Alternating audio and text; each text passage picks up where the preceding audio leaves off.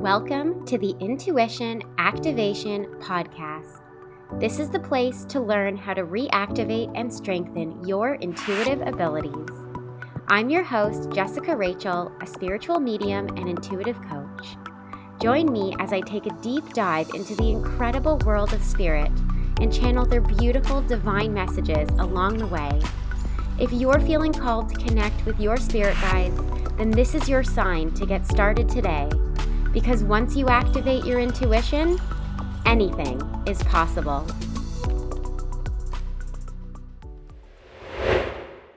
Have you taken my Which Claire Are You quiz yet? If you've been loving everything that you've been hearing on this podcast so far and are ready to start connecting with your spirit guides, then be sure to head over to my website, jessicarachel.co, and take the quiz. This quiz is designed to help you discover your strongest intuitive ability. You'll also get a few tips on how to start strengthening this gift even more. So head over to my website homepage at jessicarachel.co and take the Which Claire Are You quiz now. I can't wait for you to find out what your strongest intuitive ability is. Hello, and welcome back to the Intuition Activation Podcast. I'm your host, Jessica Rachel, a spiritual medium and intuitive coach, and I'm so happy that you're here to join me on this intuitive development journey. Now, this week, I have a really exciting episode for you guys, and we are going back into the archives once more, but I really felt like this episode that I recorded as I was interviewed on another podcast is so relevant to everything that we've sort of been talking about in the last few weeks, the last few episodes. So this was an episode where I was interviewed once again on the Dream Your Life podcast with Julia Martin. And this was the second time that I was on the show with her. And in this session, or this interview, she asked me a lot of questions that some of her listeners were asking her to ask me. And they kind of overlap with some of the questions that you guys asked me that you wanted me to share on the podcast. So I figured it's already been asked, it's already been recorded. Let's use that episode so that you can hear those answers. And sometimes I find that I explain it a little bit clearer when I'm in front of somebody else and they're asking me the questions in person. But the other part of this episode, which I think is really cool, is that we actually do a channeling session. So I go ahead and call in her spirit guides in this episode, and we start to ask her spirit guide a lot of questions based on her life. And one of the things that really comes through, which is really fun, and we have only talked about a little bit on this podcast, is how her spirit guide became her spirit guide. And so in this particular episode, we see that her guide had actually lived a lifetime with her thousands of years ago, and what sort of went down that made her sort of then, create a contract with her to then become her Julia spirit guide in this lifetime for her and to continue to support her through many lifetimes. So it's a really, really beautiful thing to experience. And it's cool to think that perhaps, it's not always the case. Sometimes we have spirit guides who have only ever been spirit and they've never sort of been incarnated here on the planet. But every once in a while, we'll get a spirit guide who was embodied here on the planet that we actually knew in a previous lifetime. Maybe they were our sister or a friend or our parent or something in a previous life, and they were a really old soul that has since ascended. And then they choose to then become your spirit guide because they want to serve you in some way. And a lot of the times this happens because they feel so much gratitude towards you. Perhaps you offered them some sort of kindness while they were incarnated on the planet, that they feel indebted to you, so to speak, in some way. And they want to just repay that kindness by guiding you through this life. And so it's so nice to sort of feel like, sometimes we kind of think that spirit guides are these things that are so separate from ourselves, right? It feels like such a different entity, something that's so different than who we are. And this episode is such a good example of understanding and seeing that your spirit guide gets it. Your spirit guide maybe lived a life with you, maybe lived here on the planet for a long time, had all of the lives and reincarnated over and over again. And so they do get it, and they're not so different from who we are. And they've just sort of finished their journey here on Earth and then chose to spend their time helping you get to the other side with them, sort of like a video game, right? Like they finished all the levels, they beat all the levels, and now they're helping you do the same. So this one's really, really fun. I always love sharing sessions where I did some channeling where we're connecting with spirit, because it's just that much more beautiful, and you can feel the energy. And I definitely teared up a few times in that session while I was channeling for Julia. So I'm excited to share it with you, and I'm curious to hear what you guys think about it. Before we hop over to the episode, though, I do want to remind you guys that I did open up a few more spots for spiritual guidance sessions for the month of July and August. So I had originally said before I went on mat leave that I wasn't coming back until the end of July. But you know what? I miss you guys. And luckily, fortunately for me, this baby sleeps pretty well. And so I'm feeling rested and ready to come back to work and to dive in and connect with you guys. So if you were wanting to have a spiritual guidance session and you don't want to wait, you feel like you're worried that you're going to have to wait a few months, you don't have to anymore. I opened up a lot more slots in July and August. So be sure to head over to my website, jessicarachel.co/sessions, and you can book your session and we can connect with your spirit guides. Also, the July energy forecast is coming out on July 1st. Definitely make sure you come back and have a listen to that forecast. There's a lot going on in the month of July and things to sort of help prepare yourself energetic wise or energy wise. And I think that you might need some sessions based on for the energy forecast for this month. It feels like I'm not going to give it away, but it feels like perhaps it's going to be a bit of an interesting or possibly bumpy ride for the month of July. So definitely give that a listen so that you know and feel prepared, and you know sort of what it is that you're needing to do to stay grounded, stay centered, and be in alignment in the month ahead. So make sure you come back on July 1st to listen to that episode. All right, guys. Well, without further ado, here is me being interviewed on the Dream Your Life podcast with Julia Martin. I hope you enjoy it. Bye, guys. Hello, Jessica, and welcome back to the Dream Your Life podcast. I am so excited to have you here today. Thank you for being here. Oh, hi, Julia. Thank you. I'm so excited to be here again. It was such a magical experience last time, and I just can't wait to dive in together again. It really was. And Jessica and I were just talking for a little bit before we recorded, and we were talking about, well, first, the fact that her interview was my most downloaded interview on this podcast of all the interviews that I've ever done, which is incredible because honestly, and I didn't mention this, but before I had you on, Jessica, I was sort of thinking that if I did an episode on spirit guides or on channeling or all these different things, that I would be put in this like, okay, you're too woo for me now. Like I was with you with manifestation and now it's getting too spiritual for me.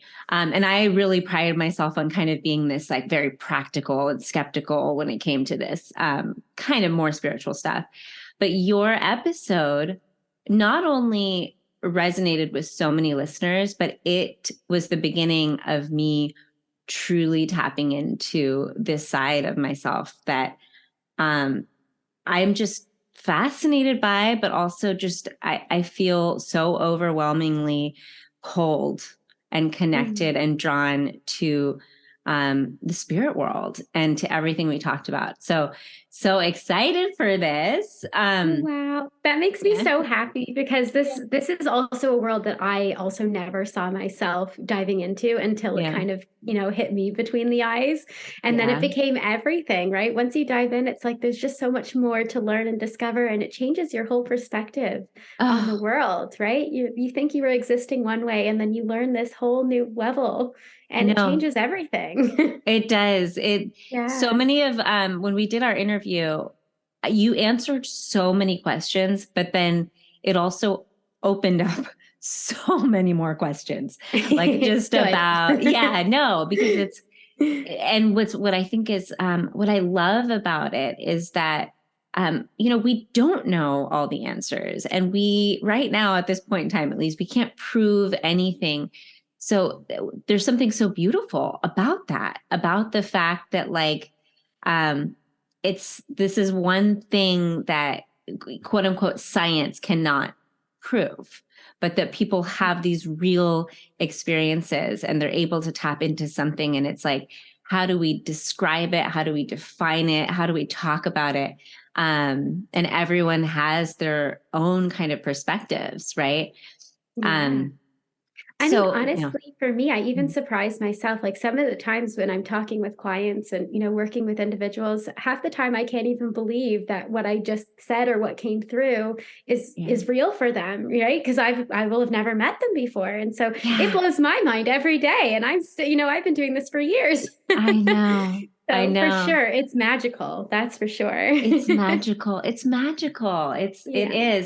So we Jessica and I decided that the way we want to do this is actually call in my guides.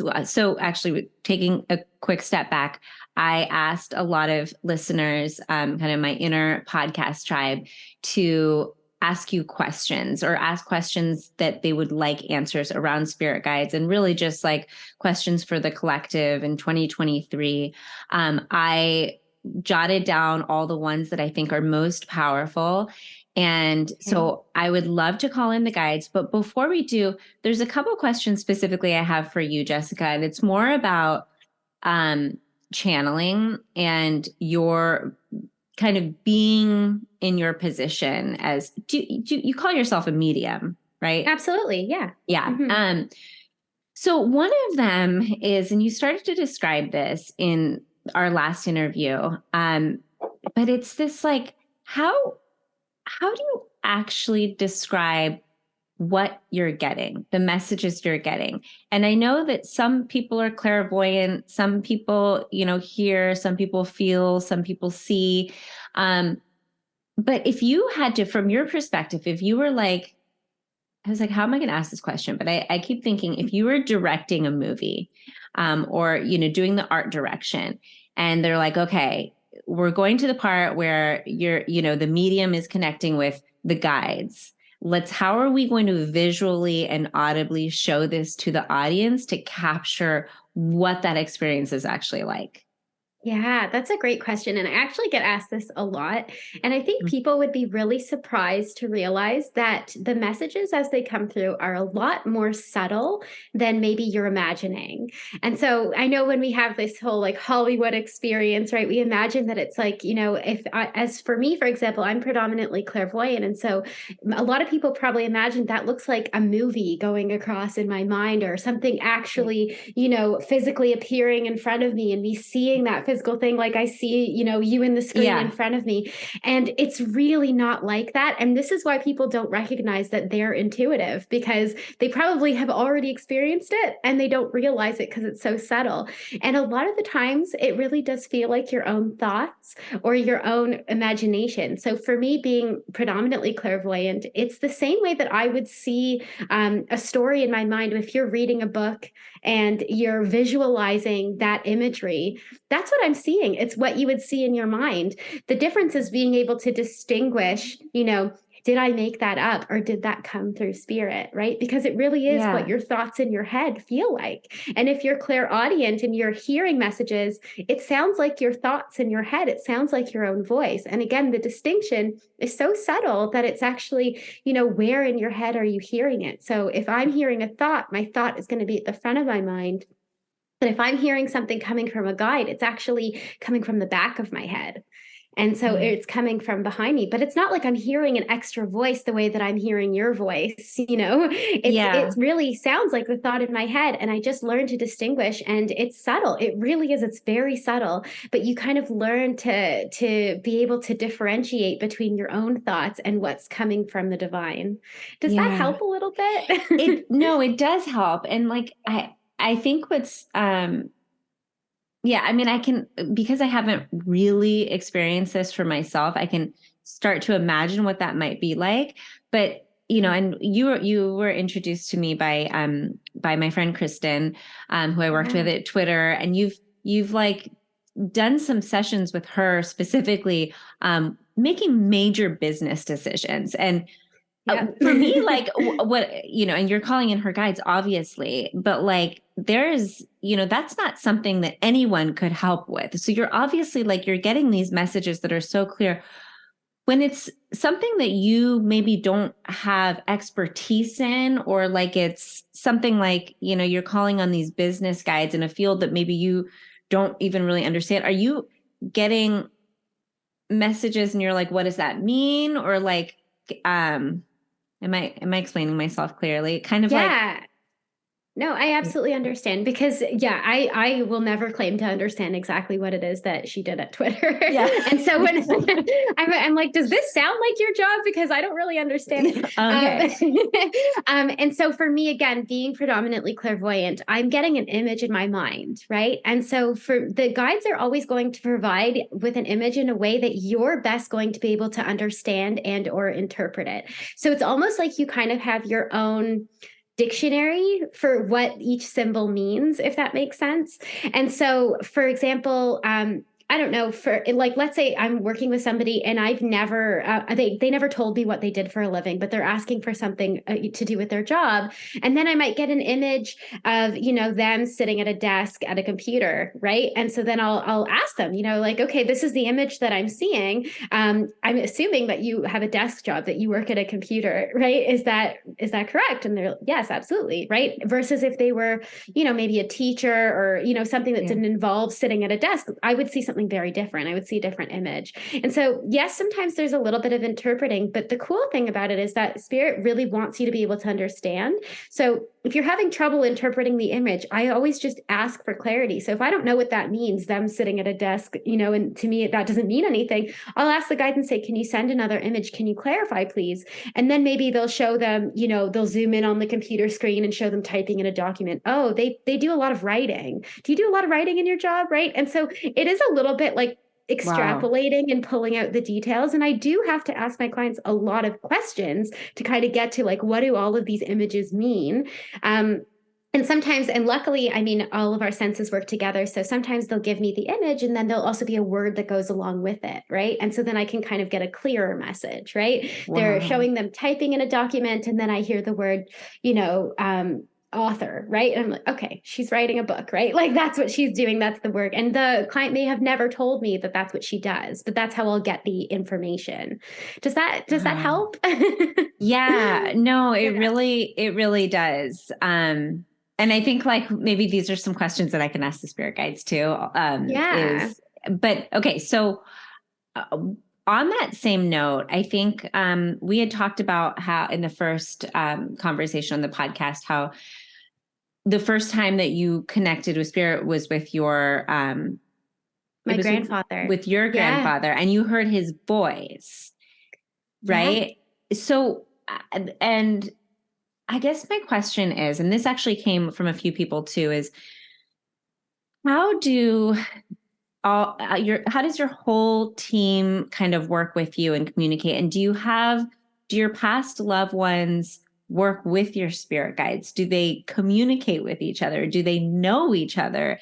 Where do guardian angels come in? Like how does, like, do you have answers around the team and how they work together? Yeah, so I have again, I always want to caveat all of this by saying that I only know from my own limited perspective, right, Yeah. of what Yeah. I've experienced myself in working with these beautiful infinite beings. And also, through teachings that I've learned as well. But at least from what I understand is that as much as I always tell people it's such a comforting thought to know that our loved ones are looking out for us. And they are. They absolutely are. They can watch over us, they can look out for us, they can watch us from above. But I really want to make it very clear that there is a big distinction between your loved ones who have passed away and your spirit guides. They are not often, and very rarely are they one and the same thing. Mm-hmm. And the reason I say that is that your spirit guides, you and your spirit guides made that contract before you incarnated here on earth, before you were even born, that they were going to walk in this life with you right from the beginning. So if somebody was incarnated here on the planet already, or while you were alive, then it couldn't have been a possibility, right? They were already here. And they weren't in spirit form yet because you guys were here incarnated together. And so it can happen. It's rare, but it's very rare that a loved one would be your spirit guide. Okay. So a loved one you can still connect with them. You can still get messages from them, right? They can guide you with the limited perspective that they have.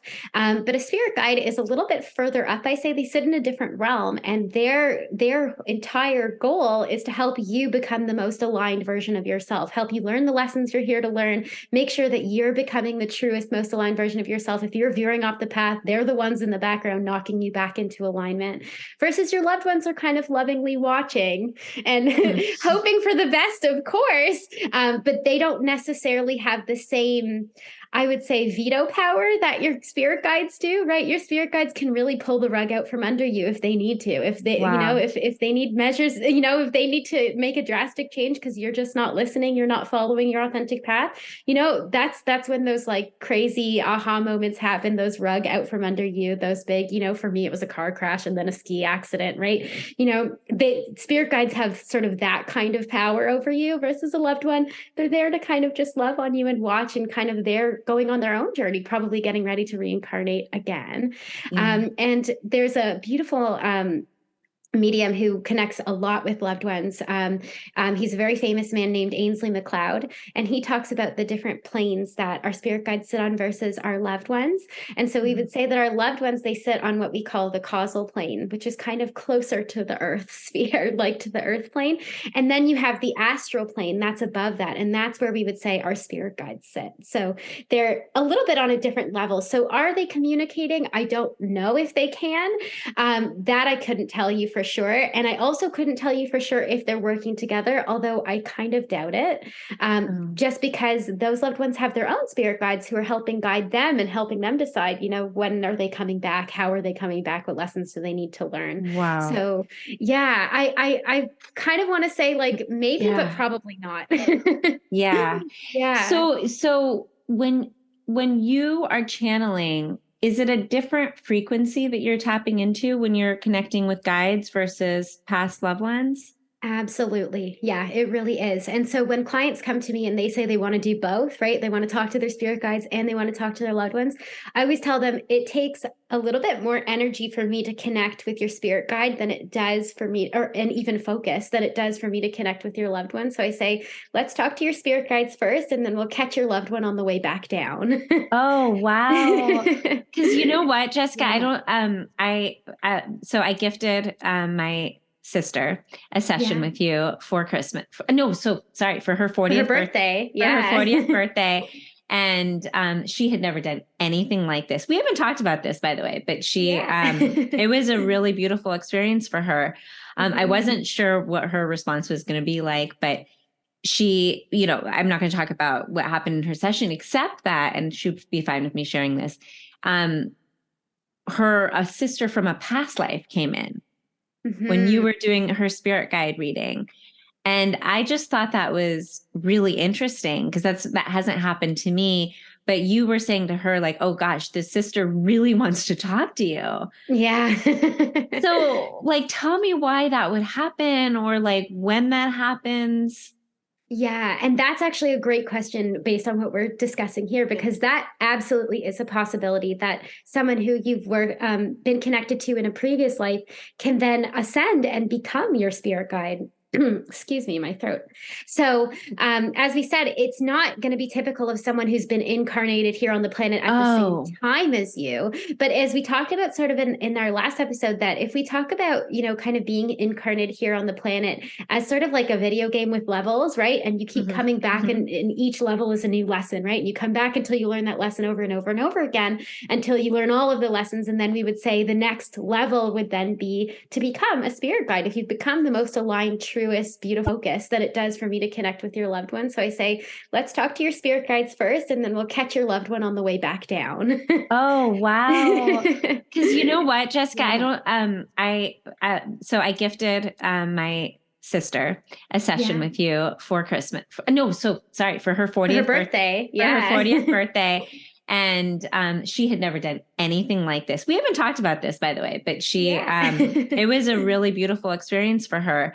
I Mhm. wasn't sure what her response was going to be like, but she, I'm not going to talk about what happened in her session, except that, and she'd be fine with me sharing this. A sister from a past life came in when you Hmm. were doing her spirit guide reading. And I just thought that was really interesting because that hasn't happened to me. But you were saying to her, like, oh gosh, this sister really wants to talk to you. Yeah. So, like, tell me why that would happen or like when that happens. Yeah, and that's actually a great question based on what we're discussing here, because that absolutely is a possibility that someone who you've been connected to in a previous life can then ascend and become your spirit guide. Excuse me, my throat. So, as we said, it's not going to be typical of someone who's been incarnated here on the planet at the same Oh, time as you. But as we talked about sort of in our last episode, that if we talk about, kind of being incarnated here on the planet as sort of like a video game with levels, right? And you keep mhm, coming back, mhm. and each level is a new lesson, right? And you come back until you learn that lesson over and over and over again until you learn all of the lessons. And then we would say the next level would then be to become a spirit guide. If you've become the most aligned, truest, beautiful, spiritual, and visual, version of yourself, okay, then what happens next, right? Then your job is you become a spirit guide, and your job is to help those other ones who are still incarnated here on the planet to learn their lessons. And so this happens quite a bit, that loved ones that we've had in a previous life have since ascended, and now it's their job to help us get over onto the other side with them too. And so they're going to work with us and kind of help us get into alignment so we can go and join them. So So that happens there's quite a bit. so are they on the same they're on the same plane as the spirit guides? Yeah, Or so I would say okay. that they spirit guides could have been incarnated here on the planet. They Yeah. have, not all of them, not always. Some of them have never, right? It really depends, but a lot of them have been here on Earth. They were Yeah. people at some point, right? They kind of learned all their lessons, and then they too became a spirit guide. So that can happen. And then we can talk a little bit about angels, because angels, I would say, are a whole other layer. So if we talk about sort of, we said there's the causal plane, then there's the astral plane where our spirit guides are. And then we would say maybe the next level might be the angelic realm, right? And perhaps Wow. there are more than that I'm unaware of, but at least from what I understand, the angelic realm sits right above that. And so, that's a whole other frequency. That's an even higher frequency that we're talking about. And we can absolutely connect to angels 100%. And we have angels assigned to us too. And then there are, the archangels, right, that work with everybody. So, there's so many layers and so many kind of planes that we kind of can't even imagine, what's Wow. going on in this infinite universe. But Wait, angels sorry, them, yeah. on the archangels who work with everybody. Can you just explain that really quick? Yeah, absolutely. So maybe and you've probably heard me do this in our channeling sessions. You hear me call in Archangel Michael for protection, right? Mhm. And so we talk about archangels. There's a whole bunch of them: Archangel Michael and Raphael and Gabriel, and there's a whole bunch of them. I think people who maybe have some sort of religious affiliations might recognize some of those names. But the archangels were what we call everyone's angels, and so similarly to the way that everybody can access God consciousness, right? Like, or Jesus or whatever, you can connect directly to God, and he's everywhere. It's infinite, right? So an angel is a similar thing, except they have a specific purpose. So anybody who needs protection can access Archangel Michael, call upon him for protection, right? No matter where you are in the world or how many people are calling upon him at the same time, he can be with everybody offering that protection. Does that Wow. make sense? Yeah. So, then you would call upon different archangels for different purposes, and they can be kind of for everyone. They're everyone's angels. They're not just assigned to me. Yeah. What kind of protection do they offer? Yeah, I mean, it depends. I again, I'm not a huge expert in angels. Yeah. I definitely have a friend who I can definitely send your way, who talks Okay. about all of the angels, Okay. and she's been the one to teach me quite a bit. But I would say, it can be protection for anything. If you're going on a journey and you want to make sure that you get there safely, you can call upon Archangel Michael.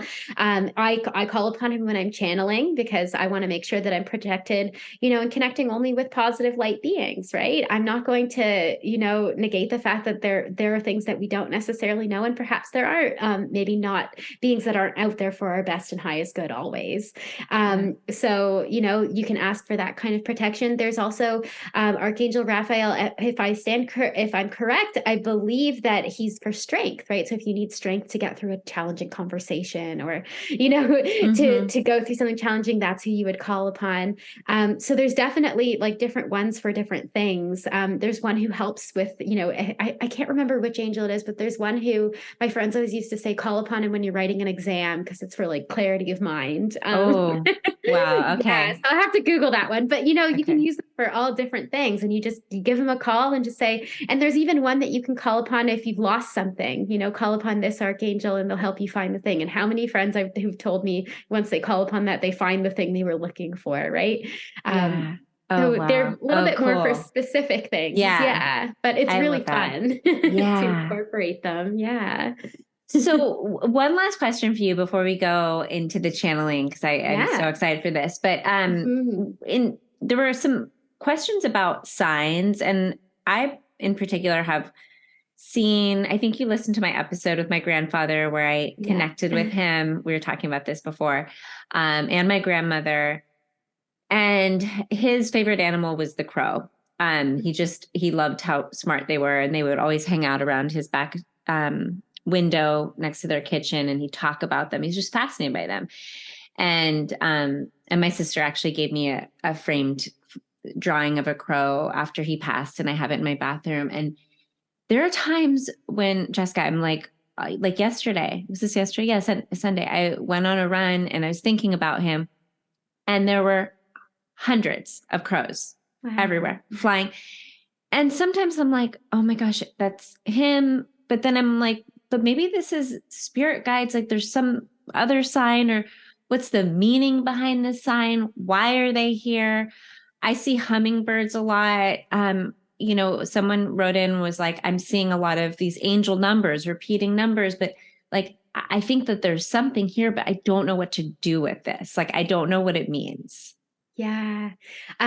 I want to give a big tip, first of all, if you are getting a sign, and first of all, signs are never subtle, okay? If you have to sit there and really reach for it, it might not be a sign. It's gonna hit you in the face and you're not gonna be able to deny that it's a Yeah. sign.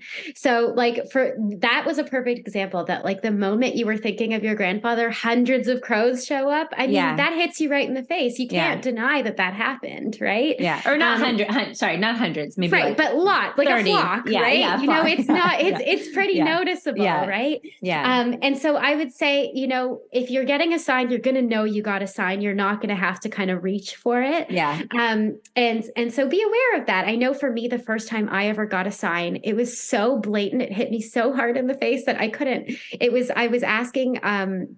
I was asking my guides, I really want to sign. This was when I was first. And I saw, did I tell you this? I don't know if I did on the last episode, but I was asking my guides for a sign and they showed me this image of a lion.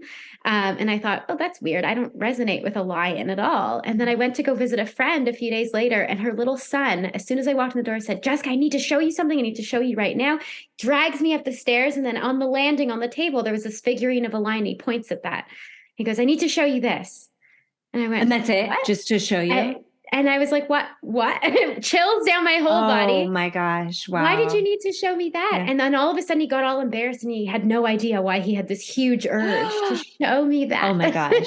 Oh my gosh. Right. And I Wow. was like, okay, and like, so this is what I mean. Like it hits you, like there's no Yeah. way. And the Yeah. kid didn't even know Yeah. why he felt Yeah. this sudden urge to show me this lion. And so the tip I want to say is that if you think you got a message from your guides, whether it be an angel number or an image like that, right away say, thank you. I see you. Tell your guides and acknowledge, let them know that you received the message. Because number one, that means that you're communicating with them and letting them know you want to continue this conversation with them. It means that they can also begin to send you a new message.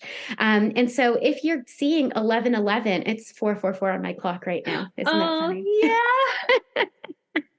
That's hilarious. I love when that happens. Thank you, spirit guides. Thank you. Thank you. We see you. Oh, I love when that happens. Yeah. And so you would say, if you're seeing it, you can say, thank you, I see you. And then they know, number one, that they've received the message that you're willing to work with them. They can start to send you a new one, because otherwise they're going to send the same one over and over again until they know you got the message. So acknowledge that you got the message. Number two, with angel numbers, what I love about them is they actually have very distinct meanings. So, and on top of the fact that, yes, they're just telling you, I'm here with you right now. You're on the right path. That's the general, always the broad message is, I'm here with you right now. And you're on the right path. But then go and Google it. There are so many blogs out there, so many mediums who have posted, what does 444 mean? Right? Or what does 1111 mean? Like, what does it mean? And there's usually a very specific message attached to that. There is a message going with it. So as much as I don't like to tell people to Google their symbols, go ahead and Google the angel numbers, because there's really, really specific messages that go with those. Wow. Yeah. Okay. Yeah. And then ask for a new one and see what else they have to say. And just a side note, like, are you into numerology? Do you believe that in all of that? Like, do you have your numbers and So I would say I'm not well versed in it. I absolutely believe that there are certain numbers that have certain meanings, and they definitely, you can have numbers that feel more strongly connected to. I'm definitely a strong believer in human design and astrology, in the sense that you can have all of these gates and numbers and things that line up on purpose. Am I well versed in it? No, but I love going to get readings. Yeah, totally. Okay. Yeah. I love it. Mm-hmm. Okay, so Jessica, I think we're ready now to call in my guides. I would love it if you could explain a little bit about what this process is like, what you do, and how you actually set the stage to bring them in your sessions. Yeah. So I do want to start by saying that, first of all, everyone's intuitive and everybody can connect with their guides. And it's all a little bit about kind of finding what your process is to call them in, to open the channel for yourself. But I do a couple of things that I find are really key and really important. And I find really helpful for people who kind of approach this a little bit with a bit of trepidation. Maybe there's fear around, like, well, if I open this channel, what's going to come through? Am I going to be inundated and flooded? And so these are a couple of things that I like to do to make sure that there's no fear there, that I've opened myself in a way that I feel safe, grounded, and protected. And so the first thing that I always do is I start with a few deep breaths to help myself get centered and grounded. And then I do always a little bit of a visualization type of meditation to help ground me, to help me kind of get into a place that gets me out of my head, out of my thoughts, and into my body. So I do a very short little meditation. The length is up to you, what feels good for you. But for me, I have my own little ritual for doing that. And then once I kind of do that meditation, I do what I call as a grounding visualization. So you'll actually hear me connect myself, by putting roots in the ground, coming out of my feet into the ground, so that I feel connected to the earth. Because doing this and connecting to those beings up in, the ethers, it can be a little bit heady and I don't mean to scare you, but it can make you feel a little bit lightheaded if you're not careful, right? You have to kind of really ground yourself. And so I'll do that. And then you'll hear me call in the spirit guides. And so I always warn people that when I do that, nothing's coming into the room, nothing's floating around your head, right? It's nothing like that. It's really just picking up the phone line and saying, hey, ready to talk, ready to communicate. You're welcome here. And you do also hear me call for protection. And as we spoke about, I'm calling in Archangel Michael, asking for protection. And I do it for two reasons. One, because I want to make sure I'm connecting to only those of love and light. And I feel that that's a responsible thing to do, because I don't claim to know what else is out there. But number two is because spirit guides, they're so excited to connect with us. And this is where some people who do this get overwhelmed, because they feel that excitement and it feels like too much information all at once. And so when we call in for protection, we tell the guides, you know what, come in calmly, please, come in gently, come in one at a time, so that we can hear you, and that we as humans who are embodied don't feel overwhelmed by the extra energy coming into the room. And then we can start asking them questions. Yeah. But have you ever done a session with someone and you didn't, they either their guides weren't there or not willing to connect? The only time that's ever happened is if they were there unwillingly, like the individual, like, for example, like, somebody's wife dragged them in and it was the husband. They're like, I really don't believe in this. I don't want to hear this. I'm not interested, not open. Well, I could connect. It's a lot more challenging and more fuzzy and very difficult. Yeah. Okay. So I would say that. And then sometimes with loved ones, sometimes they're not always around when we ask for them, just because they're Okay. on their own journey, right? So sometimes they're reflecting on their life or they're getting ready to reincarnate or they haven't quite made it up to the causal plane yet. So sometimes we can't quite get a hold of them. So that happens too. Yeah. Yeah. If on the way back down you do pick up on anyone for me, I'd love to see what happens. Just to keep in the back of my mind. Yeah, see if grandma and granddad come through. Exactly. Okay, so let's close our eyes and let's just start by taking a few deep breaths together. So in through your nose, filling your belly, and out through your mouth with an open mouth, powerful sigh. So let's begin. Deep breath in. Okay. I'm just going to re-clarify the guides that I'm going to start by calling down Julia's guides because I did call upon mine as well, and I think they got confused. They're like, who did you want? Here we go. Here's Julia's guides. There was a couple kind of like, which one did you call? So Julia, it's interesting because I believe this is a guide I've gotten for you before. Sometimes we get new ones every time, but this one I recognize for you. And she looks the best way I can describe her is she's very regal looking. Mm. She looks very much like either a queen or a princess, just in the way that she's dressed. She has this beautiful, long, kind of flowy robe. It's almost like fur, but not like a Wow. plushy color, a plushy kind of texture to it. And it's this beautiful, deep burgundy, this red that kind of trails behind her. And she's got blonde hair like you, but it's long and flowing. I know you've got your hair up right now, but hers is down. And she's got these beautiful kind of white gloves that kind of go right up to her elbows. And she comes in holding this, I want to say it's like either a scepter, but it has this beautiful kind of crystal ball on it. And she comes in like very like with a Oh, purpose and this elegance and this grace as she walks in, very wow. straight backed and very just kind of elegant is the word I want to say as she comes through for you. Wow. Wow. It's just so beautiful. Yeah. So go Is ahead. she my main guide? Let's ask her. Let's see, Yeah. because I have seen her for you before.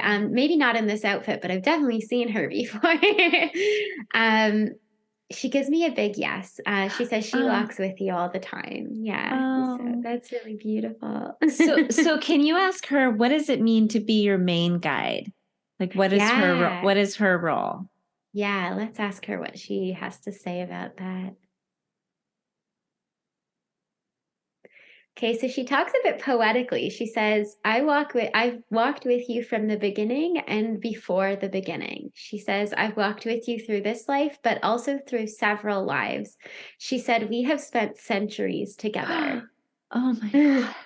Oh my God. I so don't beautiful. It's oh making my me want to cry. Like oh she I really, yeah, she's been with you for a long time. And then she points back to a lifetime much further back where you two actually were incarnated on the planet together.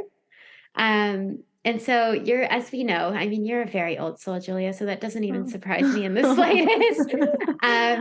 But she shows me that you two were actually best friends in a former life. She shows me, she goes like this, like she points backwards, like a long, long time ago. I want to say centuries, if not thousands of years ago. Oh my Um, gosh.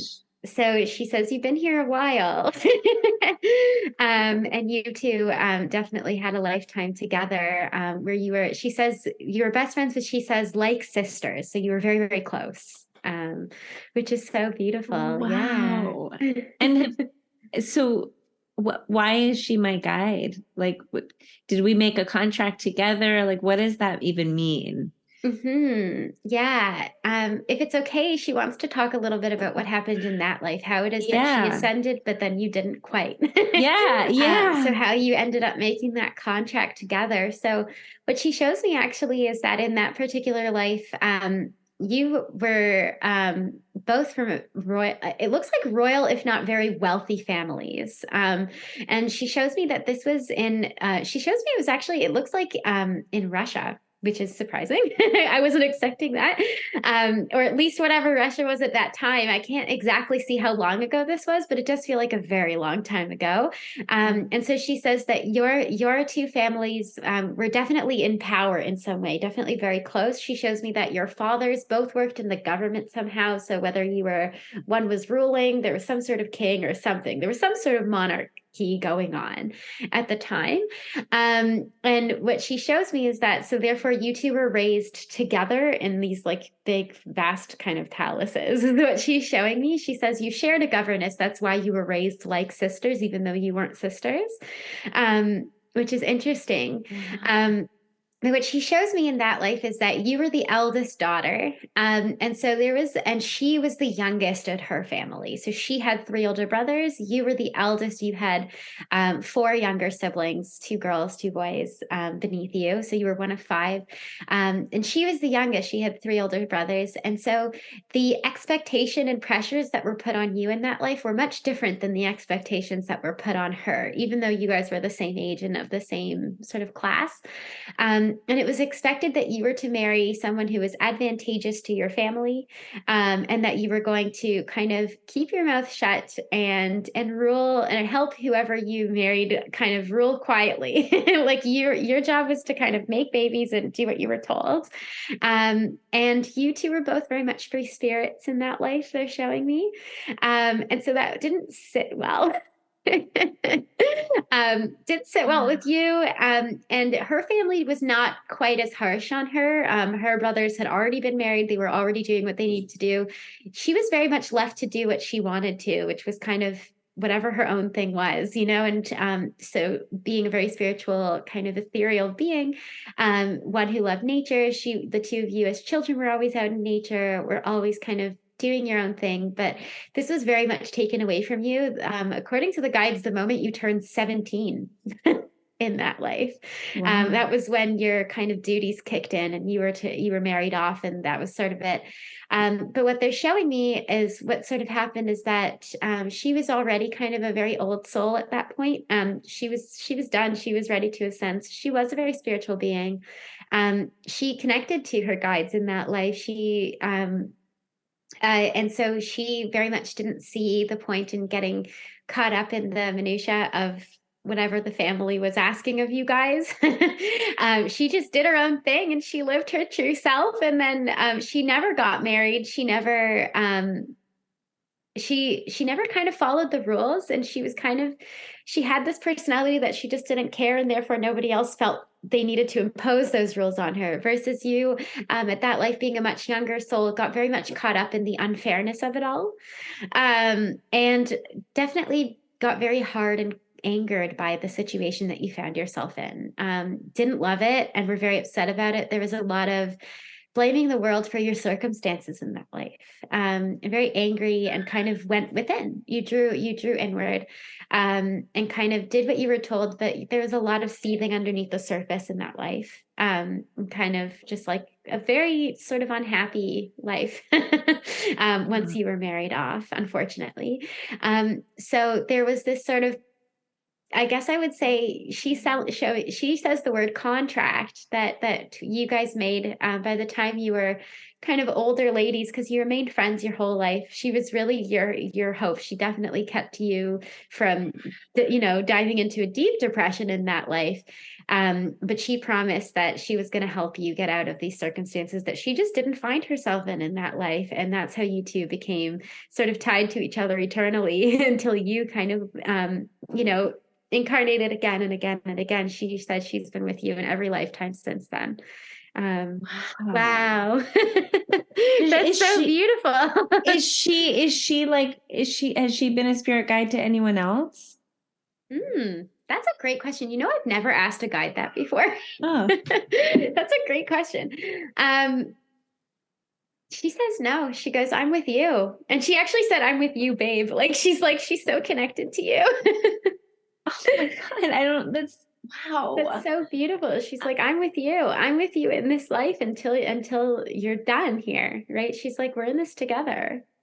Wow. So Yeah. have I lived all over the world? Have there like, is every life been totally different? Am I looking for new experiences in every life? Yeah, that's a great question. Lessons? Let's see. Um, so she's now showing me a map and she's pointing across the ocean. She keeps pointing to the Atlantic Ocean. She goes, you've lived on both sides of the Atlantic Ocean. So she shows me a lot of lives kind of in Europe and Russia and that kind of side of the Atlantic. And then she shows me North America. So you've been there as well. So she says that you tend to hop a lot between those two continents, kind of Mm. Europe and North America. Um, and she says you've had um, she says you've definitely had a lot of experiences. Of course, you're an old soul. She says you've had a lot of lives where you lived in poverty. You've had a lot of lives where you've been both male and female, like not in the same life, of course. I mean, you've Yeah. had some lives as male, some lives as female. Some lives you've been a woman of color. Sometimes you've been a male of color. So she says that you've definitely had a lot of experiences. Um, and for different reasons. She says in most cases, there seems to be a lot of a lesson or journey for your soul specifically to overcome some sort of external circumstance in some way. So even in the life that we just described, right, there's like these external pressures or circumstances that are placed on you, and there's a lot about this like needing to have a sort of mental ability to overcome those physical circumstances, if that makes sense. Mm. So very much so. I mean, it probably explains a lot as to why you're so inspired to do what you do now in this life, right? And probably this is the life where you've really kind of figured it out, right? Gotten the key because you've done it so many times. Because she shows me that you've had a lot of circumstances that have been really, unfair. She shows me you've been a slave in a few lives, right? Where Wow. it's all about, and those are circumstances that are so beyond your control, right? And it's all about sort of in some lives she shows me that you just kind of gave up and gave into it and just kind of were like, this is my lot in life. And, it sucks and how that affected that life and then coming back and doing it again and having a different mindset and seeing how that allows you to kind of break those circumstances in some way and better yourself in some way. She says it's a lot of the reasons you have had so many lives in the States. In America, there's really this idea over there of like pulling yourself up by your bootstraps. That's what she says. Wow.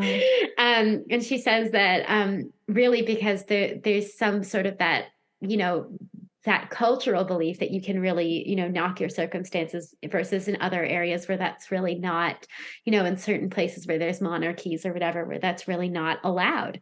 Yeah. Um, yeah, so she says that seems to be the loop that your soul's been stuck in for a few centuries, is sort of like learning the different ways of overcoming that particular Mm. lesson of like how do we overcome the circumstances we don't have control over. Yeah. Yeah. Why does she say I chose this life? Because I feel very lucky and I know that I've been very privileged in this life with two loving parents, growing up with everything that I needed.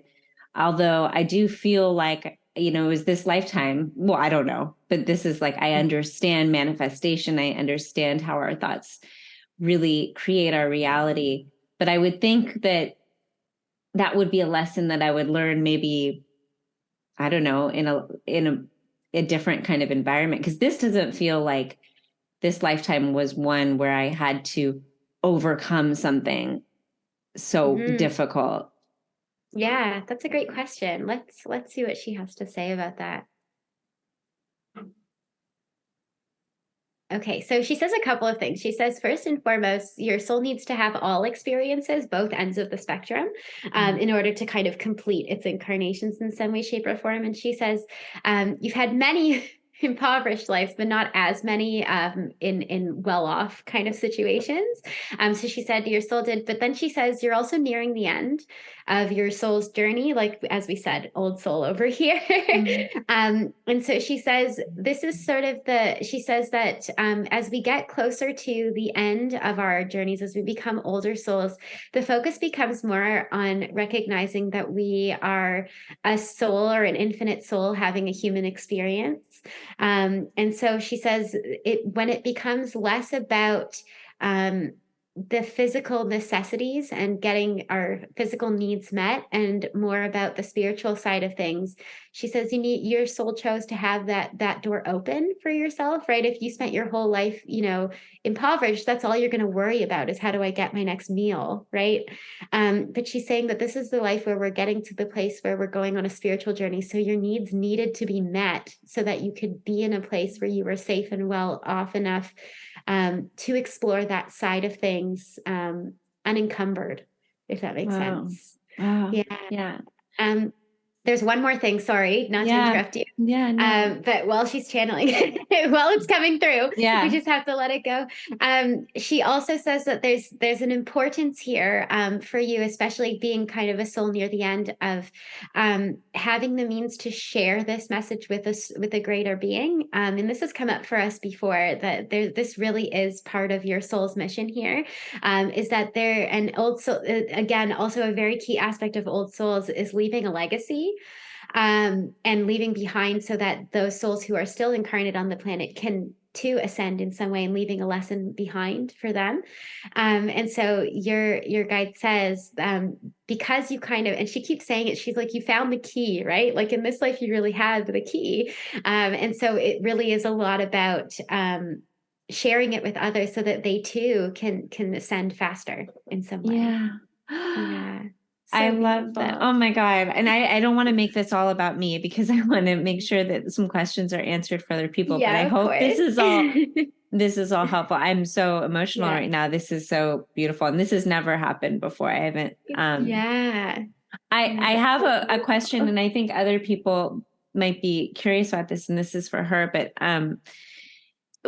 I love my life, and I'm gonna start crying, but I love my husband and I love my 3 kids, and I don't know why I'm getting so emotional, but I'm just wondering, like, the thought of not being in a life with them makes me Mm. sad.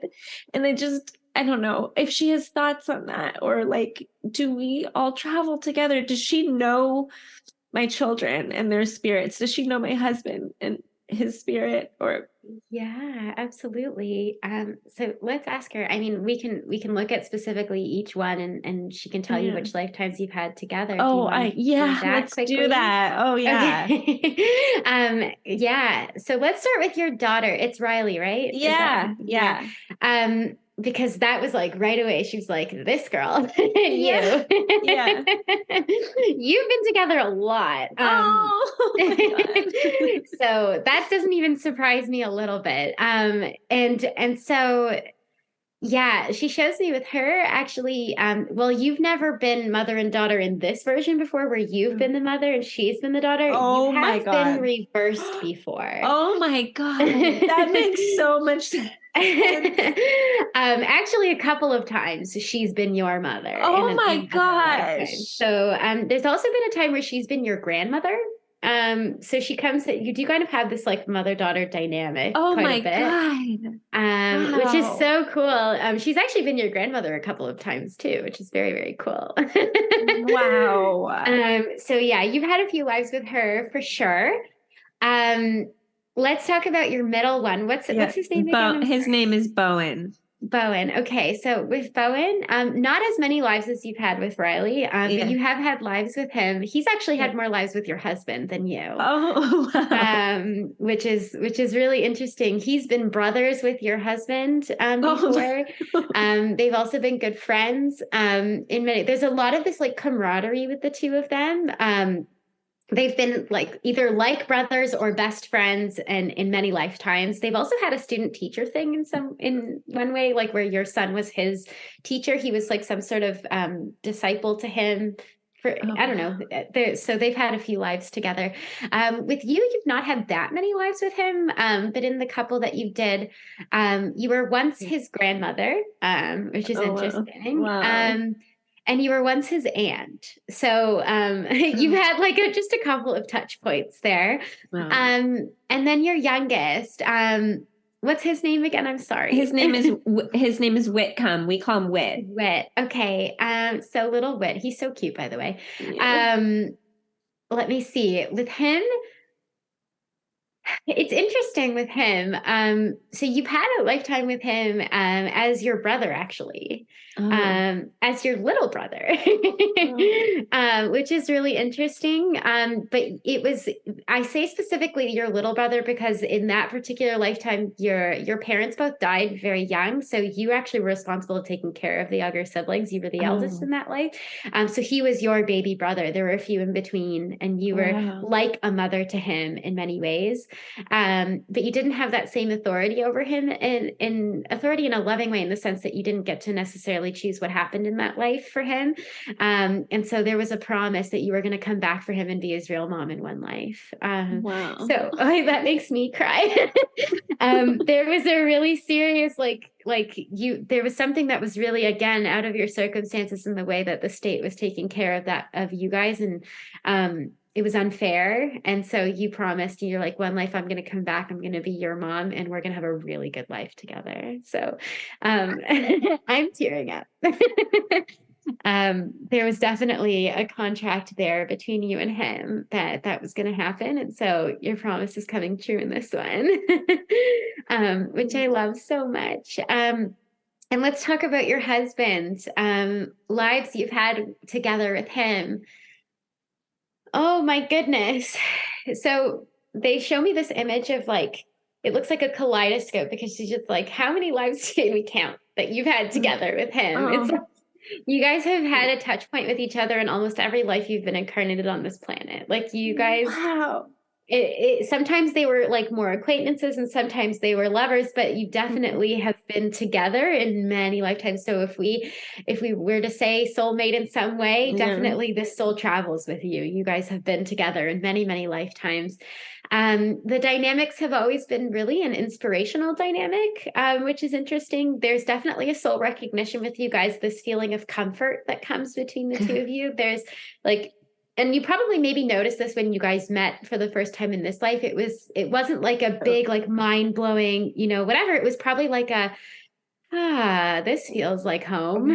We Jessica, we started holding hands, like I grabbed his hand from across the table randomly and we just started like it was like Yeah. I don't know what this is, but why am I feeling like I have to hold your hand right now? Yeah, so there really is that recognition with him of like he feels like home to you and vice versa, Yeah. because there really has been almost every incarnation you've had together or on this planet has been Oh together my in some God. way. So that doesn't surprise me at all that you're very close and well matched in this life as well. Wow. Um, it's interesting though, because yeah, it's been different dynamics though in all the times. I mean, sometimes you've been, a couple, but sometimes you've been friends, sometimes you've been classmates, you've been acquaintances. Like there's just been a lot of, but in every single Oh, life she shows me for you, the two of you have always been supportive of each other in some way. So there was something that you were helping each other achieve some sort of goal in all of those lives. It was always like, oh, whether he was a stranger in that life and he just like helped you because you were in some sort of situation, like that has happened a few times, or vice versa. There's always been some sort of support, like you're there to sort of like be each other's allies in this life, in wow. every life that you've had together, which is so beautiful. I Wow. love that so much. That's so cool. Oh my goodness. Yeah, I love that. So yes, you've traveled with all of them, which isn't always the case. I know my Yeah. husband and I, this is the first lifetime we've met. Really? Oh, Yeah, wow. yeah. So it's really interesting. Yeah, that it Uh, comes through that way. Question for my spirit guide. Just if she has anything to share with the collective about 2023 and any message, anything that we should know, if there's a theme for this year, anything that will help people truly this year manifest and start creating a life that feels more aligned, that they love. I love that question. Yeah, let's ask her. Let's see if she can offer that for us. What's sort of the theme for this year? Let me see.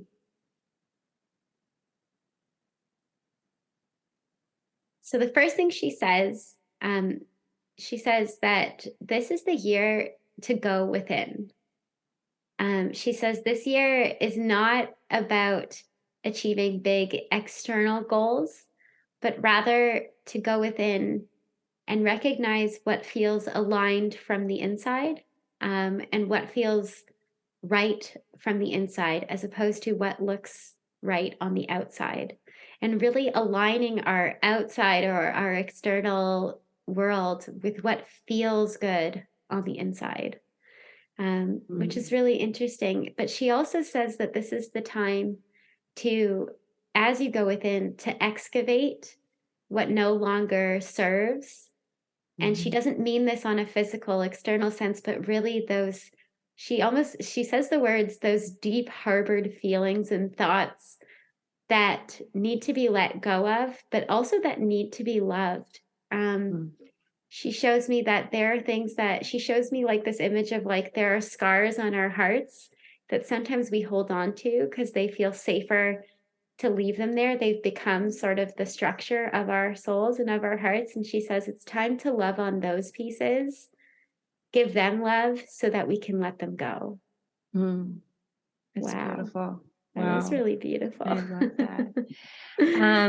Yeah. What does she say as the best way for people to communicate with spirit guides? The best way for her, for me to communicate with her? Like, what are we missing? What can we do? Yeah. She goes, do you mean you, how you communicate best with her, or how everybody can communicate best with their guides? Because there's a different answer. Oh, there's a different answer. I guess let's start Yeah. with everybody and then see what I have to do. Okay, yeah.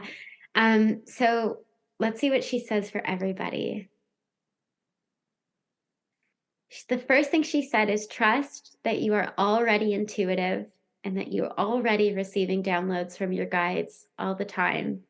She says it's not so much that you're not connecting with your guides, it's that you're not following the messages that come through. She says often we second guess ourselves, we second guess our intuition, those gut feelings and those gut instincts. And she says we come up once again with external reasons why we shouldn't follow those instincts. And she says, if everybody were to just follow their instincts, their true nature, the first feeling that they have to do something, she said we would live on a much smoother and happier planet. Wow. Yeah. I love that. I So love that too. beautiful. And then what, the answer for you really quickly, just Yeah. it's a cute one. She goes, just keep running, Julia. It always comes through when you run. Oh, wow. I love Okay. that. I love that too. Oh my goodness. Yeah. Okay, the last question I think will be valuable for everyone and just an interesting question I've thought about.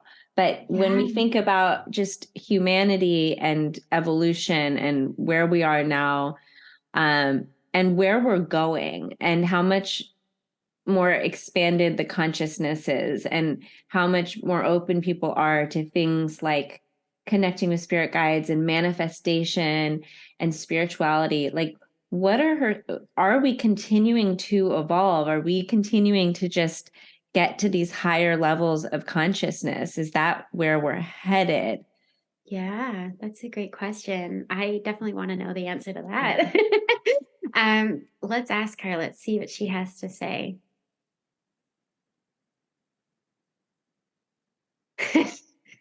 I'm laughing because I feel like we just opened a whole other can of worms here, but because what she shows me is, and this is maybe something that we haven't spoken about necessarily, but there are other beings who connect and help humankind in a lot of ways. So, I mean, I don't want to know how we feel about going into the whole woo-woo side of the alien side of things. Oh. But here's what she shows me is that there are other beings who kind of are helping connect to the collective consciousness. That's what she shows me, to help elevate and help them and help us